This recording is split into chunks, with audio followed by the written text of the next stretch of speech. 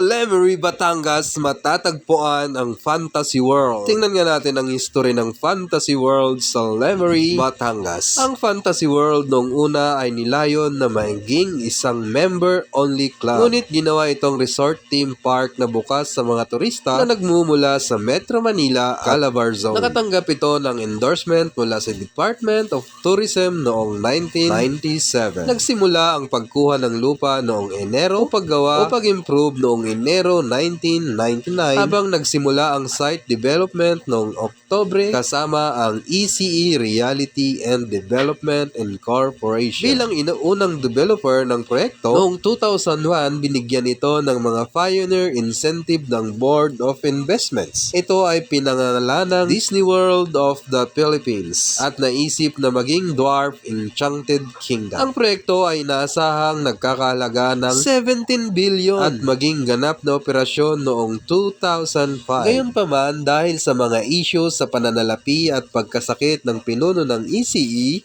Reality na si Emilio Cheng, nahinto ang pagbuo ng Fantasy World noong kalagitnaan ng 2000. Ang Fantasy World noon ay bukas sa publiko noong unang bahagi ng 2010 bilang isang site para sa mga photoshoot. Ang site noon ay binili ng mga bagong may-ari ng Fantasy World ay isang medieval theme park na sumasaklaw sa isang lugar na 30 hektarya. May mga rides na naka-install sa loob ng parke, ngunit walang gumagana. Isang Bavarian-inspired na kastilyo ang nagsisilbing sentro ng Fantasy World. Orihinal na planong magtayo ng 504 na silid na hotel sa paligid ng theme park, pati na rin ang iba pang pasilidad para sa libangan at paglilibang. At alam nyo ba mga kagala na kinunan ang Fantasy World? Kinunan sa Fantasy World ang anthology series ng ABS-CBN na Once Upon a Time para sa episode nilang Cineworld at Rapunzel. At noong 2006, serye ng telebisyon sa GMA na Mahika ay kinunan din sa Fantasy World. Ganun din, kinunan sa theme park ang ilang eksena ng Fantastica, Star Cinema at Viva Films. Yan ang kuting kasaysayan ng Fantasy World sa Lemery, Batangas, mga kagala. Sa ngayon, ang Fantasy World ay sarado, mga kagala.